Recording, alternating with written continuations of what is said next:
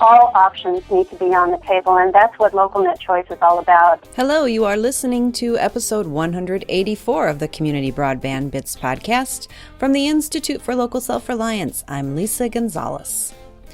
Rural areas across the U.S. struggle with adequate internet access, and North Carolina is no exception.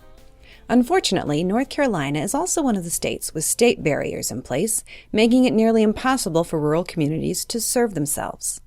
If you're one of our regular listeners, you know that the FCC overturned that barrier and that the state is challenging that decision in court. In this interview, Chris talks with Catherine Rice, Project Director for the Coalition for Local Internet Choice, also known as CLIC. Catherine was also instrumental in organizing the first local chapter of CLIC, which is located in North Carolina, CLIC NC. Catherine provides some close-up perspective on how the lack of broadband affects the people of North Carolina and how CLIC NC is attacking this problem. Now here are Chris and Catherine Rice, Project Director for the Coalition of Local Internet Choice, talking about the situation in North Carolina.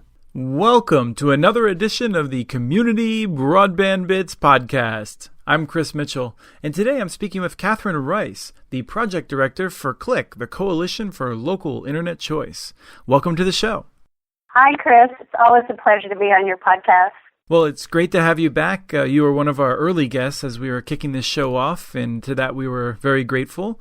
And it's great that you have some new news that we'll be talking about today, which is the Coalition for Local Internet Choice North Carolina chapter.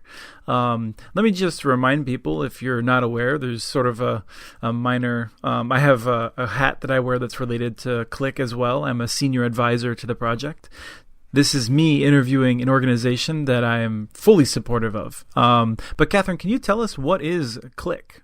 CLIC, as you said, is the Coalition for Local Internet Choice. We were founded or formed around April of 2014, basically to give voice to the wide range of public and private interests who support the authority of local communities to make their own broadband and internet choices. CLIC actually believes that having this authority is essential for local economic competitiveness, for democratic discourse, and basically our quality of life in the 21st century. As you know, Chris, we embody three different principles. The first one is that the Internet is essential 21st century infrastructure, and that access to modern broadband infrastructure is vital in ensuring that all communities, whether rural or tribal or urban, can access opportunity and participate fully in community life. Our second principle is that local communities are the lifeblood of America. This is because we all know that America is built on its great communities. Towns, counties, and cities, these are the places where economic activity and civic engagement live. And communities recognize that modern broadband internet infrastructure is essential to enable economic and democratic activity in what is now unquestionably a global knowledge economy, an important point. And third, communities must be able to make their own choices. And I think, Chris, you at ILSR get this completely. Local choice enables local self-reliance and accountability. Local choice enables innovation, investment, and competition. So we believe that local communities, through their elected officials, must have the right and opportunity to choose for themselves the best broadband internet infrastructure for their businesses, for their institutions, and for their residents. We think that all options must be on the table. We believe that federal and state broadband policies must prioritize local choice and provide local communities full and unhindered authority to choose their own broadband and economic futures. And our first focus basically was to support Chattanooga and Wilson's FCC petitions to preempt state laws that were preventing the kind of broadband investment and competition that's so important for our country. Right, and I think it's worth giving a reminder to people that it was Jim Baller and Joanne Hovis were essential in the founding of it. You and I have helped out, but it was in many ways something that they poured themselves into. We owe a lot of gratitude to both of them. So let me ask you, I'm not sure that there would be a Coalition for Local Internet Choice North Carolina chapter without you. You've been a driving force in North Carolina for local choice before we started calling it that, local internet choice specifically, obviously. Tell me, what is the North Carolina chapter? How is it distinct from CLIC? CLIC NC, or CLIC and C, as we playfully like to make fun of, is CLIC's North Carolina chapter, as you said, and I believe it's CLIC's first chapter. It is actually the outgrowth of a coming together at the Broadband Communities Conference in Austin this year, in April. A group of North Carolina community representatives came together over coffee. It was actually their idea. They kind of found me and said, we got to sit down and we need to do something so that everyone in North Carolina has access to modern broadband infrastructure. Basically, Chris, what we're all seeing is that North Carolina will soon become a state of urban gigabit haves and rural gigabit have-nots, and that's simply not acceptable. Yes, we've been looking at the investment patterns, both the announced patterns and where we've already seen investment, and it's pretty clear that North Carolina has some very famous urban areas. You've got Charlotte, you've got the Triangle, the areas around Greensboro. You've got a couple of these different regions that have plans, or there's been announcements that there will be next generation networks. But outside of those areas and outside of places like Wilson and Salisbury, where they've built it themselves, there's only a few co-ops that are able to invest. Most of the areas that are served by AT&T and CenturyLink and others, there's no real hope for them to have even slow broadband, let alone real broadband. Exactly, and we're all seeing this on the ground in North Carolina, that the cities who are being served by, or with the promise of service for gigabit symmetrical service, like you've mentioned, Raleigh, Charlotte, Morrisville, Cary, they're going to have the service. Other communities that have the pull, the household income, the higher densities, and the willingness to go after and desire to go after private sector partners like Holly Springs, they're going to have symmetrical gigabit service. But if you're a community like Stanley County that's located between Charlotte and Raleigh, you're getting pretty darn worried at this point that your local businesses, and more so your young people, are going to move, and they're going to go to Raleigh or Charlotte. I mean, why not? What our rural areas are facing is digital have-not status, and it's just something that I think is what brought North Carolina people together to form CLIC North Carolina. It's worth noting for those who aren't longtime listeners that we've covered in great depth the barrier in North Carolina that stops municipalities from being able to invest currently. We discussed the challenge at the FCC, the way that the FCC has taken a real leadership role in trying to remove it. And that case is currently pending in the Sixth Circuit of Appeals.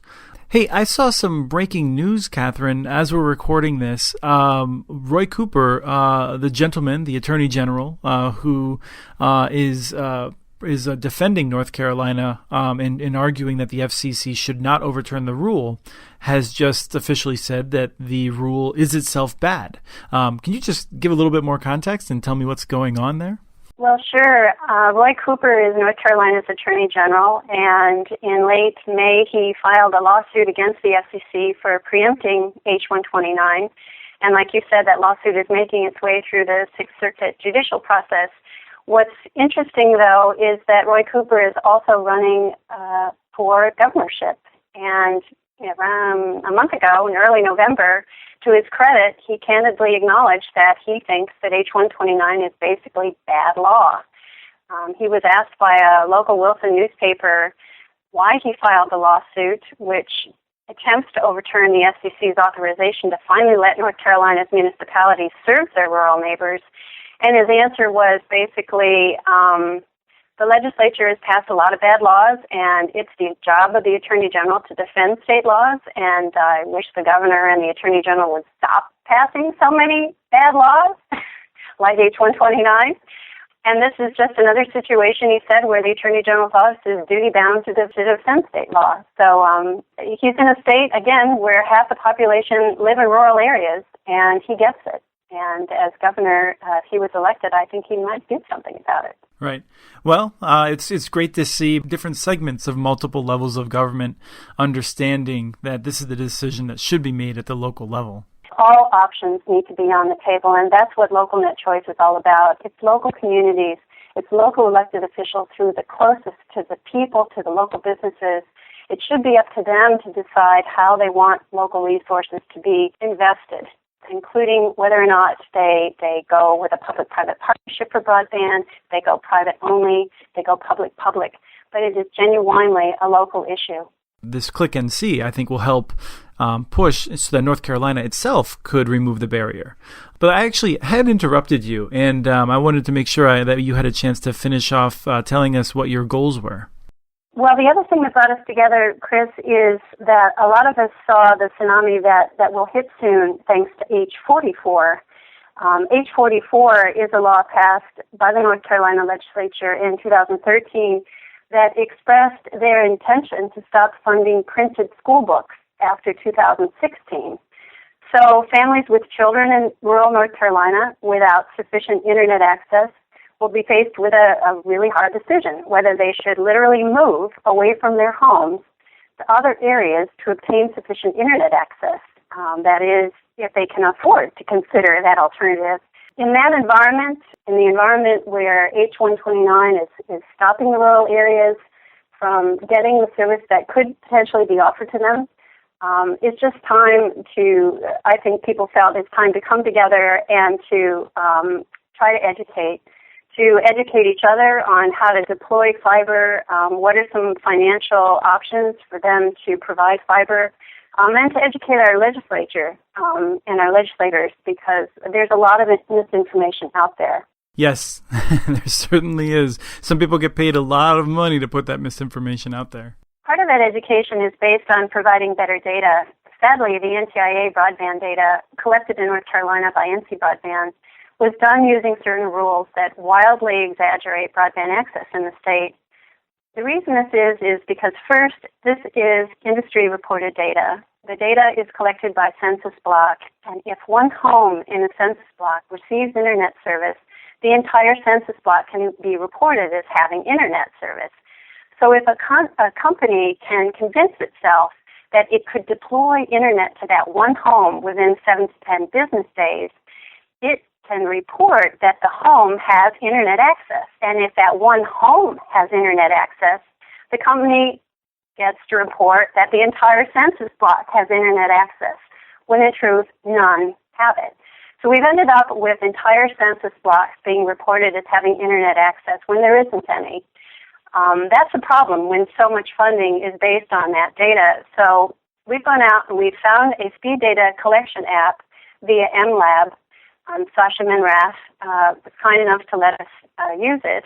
And I think MLabs is short for Measurement Labs for people who might be interested in Googling it. I think Googling Measurement Labs would give you a better result than just MLabs. But please continue. MLabs is an app which allows you to collect broadband data from the consumers themselves, from the trenches. So one of Click NC's 2016 goals will be to get that app distributed and start getting some real data together. Well, that's wonderful. So you have, some grassroots types of goals as well as a goal of changing the policy of the state. I think that's it's smart to be working on multiple levels at the same time.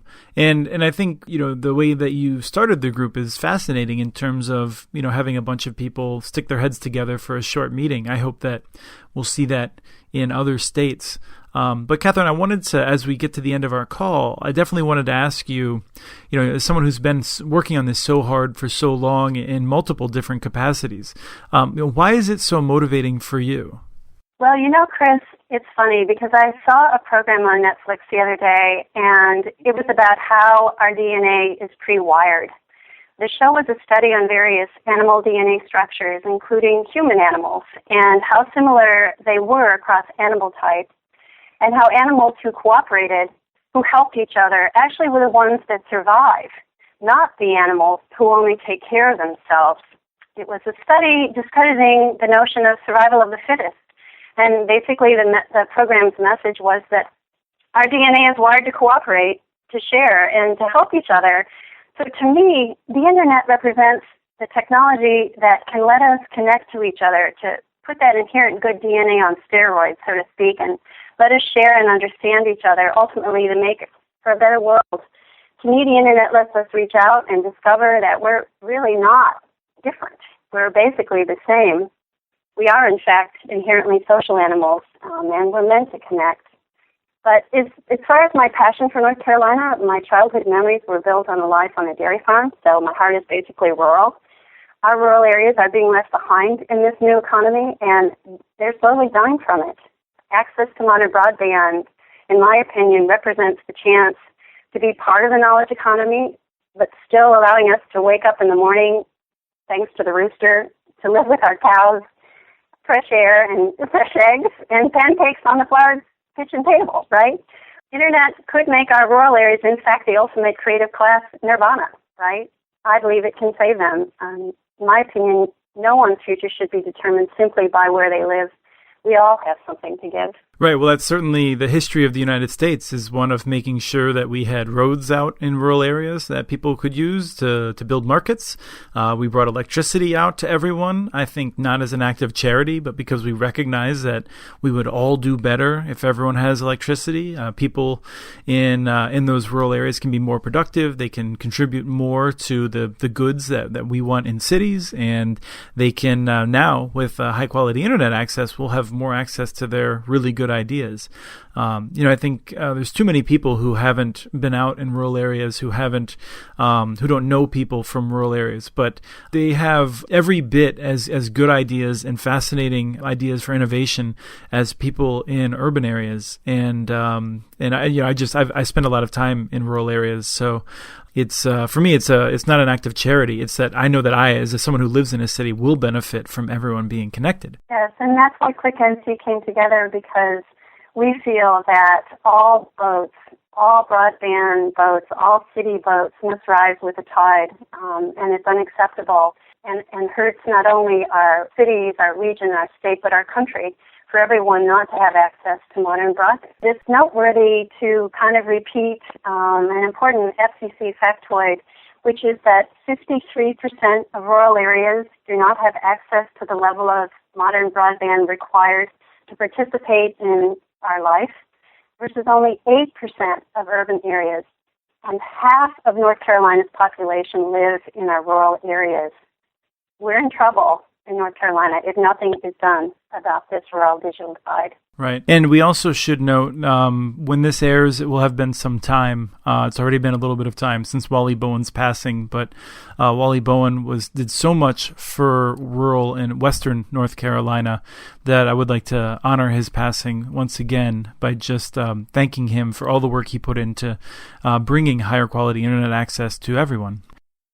Hey, Catherine, one final note. Where can people get more information about ClickNC? Well, Chris, to be a member of ClickNC is free, and all you need to do is go to Click's website at www.localnetchoice.org, go to the membership button and sign up, and that information will filter through to our database, and you'll be connected. Well, Catherine, thank you so much for coming back on the show. It's wonderful to have you as a repeat guest. Yes, Chris, and thank you so much for all the work that you do on this cause. That was Catherine Rice, Project Director for the Coalition for Local Internet Choice, talking with Chris about the lack of broadband in rural North Carolina and the North Carolina chapter of Click. Remember to sign up as a member at localnetchoice.org. Membership is free. We also share news about and by Click at muninetworks.org. Follow Chris on Twitter. His handle is @CommunityNets. You can also follow muninetworks.org stories on Twitter, where the handle is @muninetworks.org. Send us your ideas for the show. Email us at podcast@muninetworks.org. Thank you to Arnie Huseby for the song Warm Duck Shuffle, licensed through Creative Commons. And thank you for listening to episode 184 of the Community Broadband Bits podcast.